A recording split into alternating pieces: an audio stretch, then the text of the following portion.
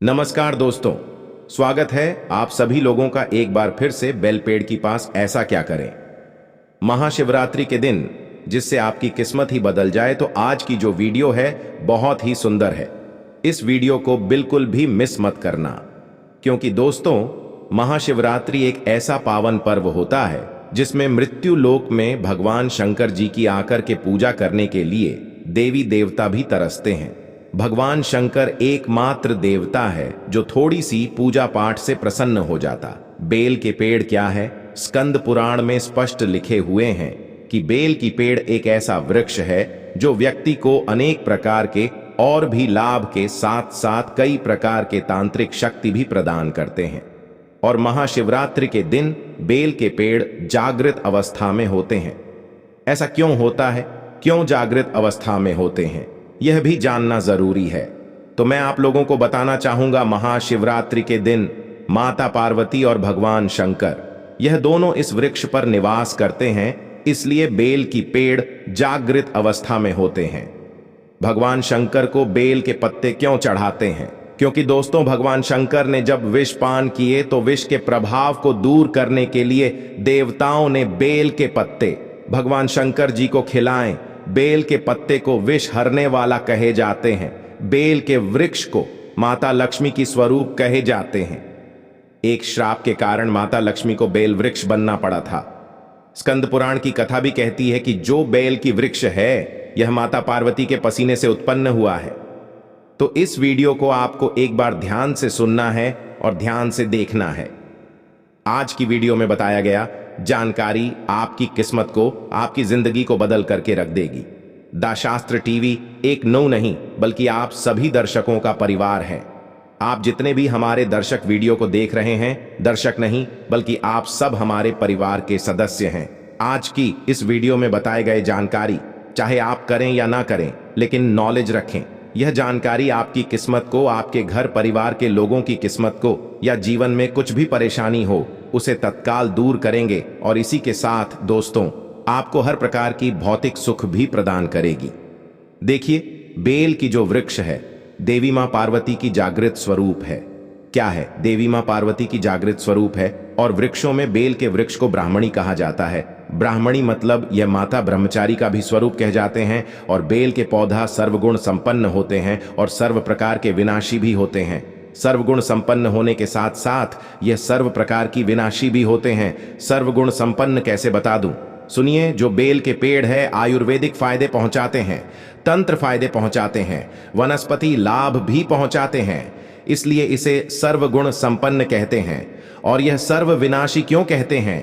क्योंकि यह काम क्रोध मोह लोभ सबको को दूर करने का काम करते हैं और इसी के साथ यह हमें सभी प्रकार की भौतिक सुख भी प्रदान करते हैं। स्कंद पुराण में यह कहा जाता है कि बेल की जड़ पर समस्त तीर्थ बसते हैं। जो व्यक्ति तीर्थ नहीं जा पाते हैं तो बेल की जड़ पर अगर जल डाले, किसी भी दिन बेल की जड़ पर किसी भी सोमवार के दिन अगर जल डाले तो तीर्थों की समान पुण्य मिलते हैं। और अगर महाशिवरात्रि के दिन जो व्यक्ति तीर्थ यात्रा नहीं करेगा और वह चाहता है कि संपूर्ण तीर्थ की यात्रा का पुण्य उन्हें प्राप्त हो जाए, क्योंकि पुण्य बढ़ता है तो उसे लक्ष्मी की प्राप्ति होता है, उसे धन दौलत प्राप्त होते हैं। तो बेल की जड़ पर अगर इस दिन जल डालें प्रातः काल के समय में, प्रातः काल अर्थात सुबह के समय में, और सूर्यास्त के बाद 2 घंटा 25 मिनट के आसपास जो अवधि होते हैं दोस्तों, इसे पवित्र काल कहा जाता है। और कई जगहों पर हम जो भी जानकारी बता रहे हैं ध्यान से सुनिए। महाशिवरात्रि के दिन अगर इस समय में अगर बेल के वृक्ष की जड़ पर दूध डालें तो समस्त तीर्थ के साथ साथ समस्त भूलोक में जितने भी दिव्य इंसान सभी की प्राप्ति हो जाता है। तो बेल की जड़ पर तीर्थ बसते हैं, तने में भगवान विष्णु बसते हैं और इसकी ऊपरी हिस्से पर भगवान शंकर जी वास करते हैं। जितने भी पत्ते हैं उनमें देवी पार्वती की शक्ति बसते हैं और माता पार्वती की शक्ति भगवान भोलेनाथ को कंट्रोल करके रखती है। क्योंकि शिव अर्थात परमात्मा शक्ति अर्थात चैतन्य है। अगर परमात्मा में प्राण ही ना हो तो मुर्दे तुल्य होते हैं। तो इसी प्रकार बिना शक्ति की शिव शब्द जैसे हैं। दोस्तों मैं आप लोगों को बताना चाहूंगा, भगवान शंकर जी को चैतन्य करने के काम मां आदिशक्ति करते हैं। मां आदिशक्ति कौन है? तो समझ जाइए, बेल के वृक्ष है महाशिवरात्रि के अर्थ क्या होता है। महा के अर्थ होता है महान, शिव का अर्थ होता है भोलेनाथ, और रात्रि का अर्थ होता है निशा समय, अर्थात महान भोलेनाथ जी की रात्रि। वैसे तो अनेक रात्रि आते हैं, लेकिन शिवरात्रि का सबसे ज्यादा महत्व होता है। तो आइए मैं कुछ उपाय बता दूं जिसे महाशिवरात्रि के दिन आपको करना है। यह आपकी जीवन को सवार है, आपकी भाग्य बदलेंगे, आपके जीवन में चल रहे सभी प्रकार की दोष समाप्त होंगे। इससे पहले सभी लोगों को गुजारिश करना चाहूंगा, कमेंट बॉक्स में ओम नमः शिवाय जरूर लिखना। अगर आप भी भगवान भोलेनाथ के सच्चे भक्त, भगवान भोलेनाथ को सच्चे दिल मानते हैं, तो कमेंट बॉक्स में ओम नमः शिवाय लिखने के साथ साथ इस वीडियो को आगे जरूर शेयर करना। आपकी एक शेयर किसी के जिंदगी को संवार सकते हैं। और चैनल को सब्सक्राइब नहीं किया है तो चैनल को सब्सक्राइब जरूर कर लेना। जब आप हमारे चैनल को सब्सक्राइब करते हैं तो हम आपको ध्यान भरी अच्छी अच्छी जानकारी बताते हैं। द शास्त्र टीवी एक महाशिवरात्रि के दिन बेल की मिट्टी नहाने के पानी में डाल करके स्नान करें।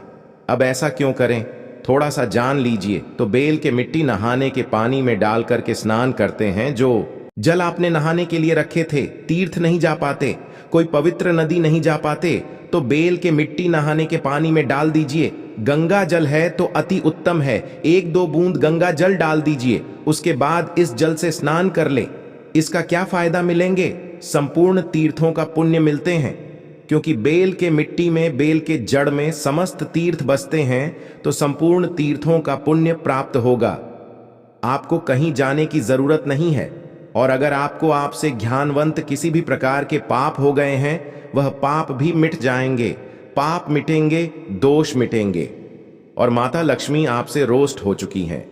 आपके घर में लक्ष्मी आने के सभी मार्ग बंद हो चुके हैं।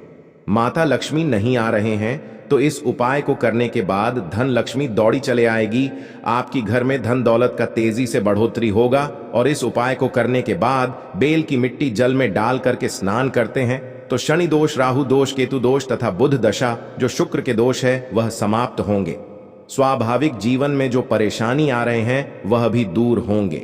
यह उपाय करके देखिए, आपको अनगिनत गुप्त फायदे मिलेंगे। चलिए दूसरा उपाय बता दूं। तो आपको महाशिवरात्रि के दिन करना क्या है, शाम के समय में एक दीपक लेकर जाना है। कौन सी दीपक लेकर जाना है, घी का दीपक लेकर के जाना है। थोड़ा सा काली तिल लेकर जाना है, थोड़ा सा आपको दूध लेकर जाना है, और 1 रुपए का सिक्का लेकर जाना है। अब इसका प्रयोग बता दो, ये प्रयोग को ध्यान से सुन ले। ये प्रयोग क्या करेंगे, आपके किस्मत की बंद ताले को खुलेंगे। ये प्रयोग क्या करेंगे, माता लक्ष्मी आपसे रोस्ट हो चुकी थी, उसे मनाने का काम करेंगे। यह प्रयोग क्या करेंगे, आपको ज्यादा से ज्यादा धन लाभ कराएंगे, ज्यादा से ज्यादा आपको धन वैभव प्रदान करेंगे, सभी प्रकार की भौतिक सुख ला करके देंगे। तो जिनको विश्वास हो, जो देवी देवताओं में विश्वास रखते हैं, जो भगवान भोलेनाथ से विश्वास रखते हैं, ऐसे व्यक्ति इस उपाय को करें। अन्यथा इस वीडियो को छोड़ करके जा सकते हैं। क्योंकि देवी देवता, तूहे टोटके के दुनिया में विश्वास होना जरूरी है। कहां भी जाता है विश्वशम फलदायक, विश्वास से सभी फल मिलते हैं। तो शाम के समय में आपको एक दीपक लेकर के जाना है। कौन सी दीपक लेकर जाना है, घी का दीपक। घी का दीपक ना मिल पाए तो आप कोई भी दीपक लेकर के जा सकते हैं, लेकिन घी का दीपक को हमारे शास्त्रों में उत्तम कहा गया है। दीपक को प्रकाश का स्वरूप कहे जाते हैं और आदिशक्ति प्रकाश की देवी है। तो आपको एक दीपक लेकर के जाना है और बेल वृक्ष की नीचे में एक घी का दीपक जलाना है। इसके बाद आपने जो दूध लेकर के गए हैं, वह दूध बेल के जड़ पर आपको डालना है। इसके बाद आपको थोड़ी सी काली तिल चढ़ा देना है और 1 का सिक्का बेल के वृक्ष को भेंट करना है। अब इसका फायदा सुनिए। इसका यह फायदा होगा, और बेल के वृक्ष को फिर बाद में स्पर्श करना है। इसका यह फायदा होगा, घी का दीपक जलाएंगे तो आपके जीवन में जो समस्या है, अंधकार है, परेशानी है, जीवन में चल रही किसी भी प्रकार की समस्या है, उसे यह दूर करने का काम करेंगे। दीपक जलाने से अंधकार दूर होता है। इसी प्रकार दीपक जलाएंगे तो यह आपकी जीवन की जो अंधकार है, अंधकार के मतलब क्या होता है, समस्या, परेशानी, तकलीफ, उसे दूर करने का काम करती है। काले तिल जो होते हैं, यह भगवान शिव को बहुत ज्यादा प्रिय है। काले तिल चढ़ाने से भगवान भोलेनाथ बहुत प्रसन्न होते हैं। और देखिए, भोलेनाथ की पूजा में काले तिल की ज्यादा से ज्यादा प्रयोग होते हैं। काले तिल को सौभाग्य का प्रतीक माना जाता है, इसलिए काले तिल चढ़ाते हैं तो आपकी दुर्भाग्य मिटते हैं। उसके बाद आप दूध चढ़ाते हैं तो देखिए, दूध चढ़ाने से, क्योंकि दूध को अमृत की सागर कह जाती है, हम सब जब छोटे बच्चे रहते हैं तब माता की स्तन अर्थात दूध को पी करके बड़े होते हैं। तो दूध के कर्ज को सबको निभाना पड़ता है, चाहे वह देवी हो चाहे देवता हो। जब आप भगवान भोलेनाथ के ऊपर दूध चढ़ाते हैं तब भगवान भोलेनाथ को भी आपके द्वारा अर्पित किया गया दूध का कर्ज उतारना पड़ता है। तो भगवान इससे आपके बंधन में बंधते हैं, आपके प्रेम के बंधन में, भक्ति के बंधन में बंधते हैं। इसके बाद 1 रुपए का सिक्का चढ़ाते हैं। वह कहा जाता है न कि दिए और दान कभी भंग नहीं तो 1-1 करोड़ हो करके मिलते हैं। तो 1 रुपए का सिक्का अगर आप चढ़ाते हैं तो वह 1 रुपए आपको करोड़ों रुपए में आगे चल करके प्राप्त होते हैं। तो यह सारी चीज को आपको चढ़ाने के बाद बेल के वृक्ष को स्पर्श करना है, क्योंकि बेल के वृक्ष माता लक्ष्मी के स्वरूप है, माता पार्वती के स्वरूप है। तो समस्त देवी देवता तथा तीर्थों का समान माना जाता है। स्पर्श करके यही प्रार्थना करना है कि आप हमें जो हमारे तकलीफें हैं, जीवन में परेशानी है, समस्याएं हैं, भगवान आप उसे दूर करें। इस प्रकार प्रार्थना करने से माता लक्ष्मी हमारे सारी समस्या को दूर कर देते हैं। यदि कोई विशेष मनोकामना हो, वह मनोकामना आप बोल दीजिए, क्योंकि केवल इस दिन ध्यान से सुने, केवल महाशिवरात्रि के दिन माता पार्वती और भगवान भोलेनाथ यह दोनों जागृत रूप में बेल की वृक्ष पर निवास करते हैं।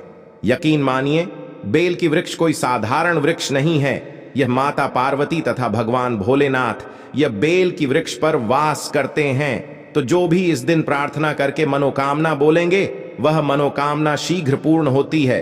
एक उपाय और बता रहा हूं, जब आप बेल वृक्ष के पत्ते भगवान भोलेनाथ को चढ़ाएं, केवल 2 लेयर वाले हो, 2 पत्ती वाले हो, चाहे 3 लेयर वाले हो, चाहे 4-5 जो भी लेयर वाले हो, एक काम करना, आपको चंदन से बेल के 3 पत्र होते हैं तो तीनों पत्रों पर राम लिखना है।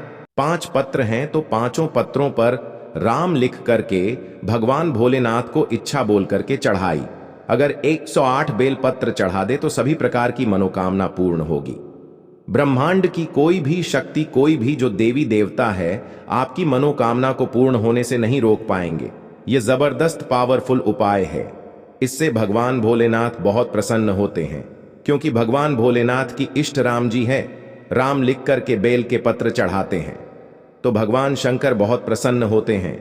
108 बेल की पत्र पर राम लिखिए और भगवान भोलेनाथ को चढ़ाई, दूर नहीं रहेंगे, सभी मनोकामना पूर्ण होंगे। तो आशा करता हूं ये छोटी सी जानकारी आपके जीवन में मंगलमय साबित जरूर होंगे, आपके जीवन में परिवर्तन जरूर लाएंगे। तो दोस्तों, आज की जानकारी यहीं पर समाप्त करता हूं। वीडियो अच्छी लगी हो तो इसे लाइक जरूर करिएगा और इसे ज्यादा से ज्यादा शेयर करना।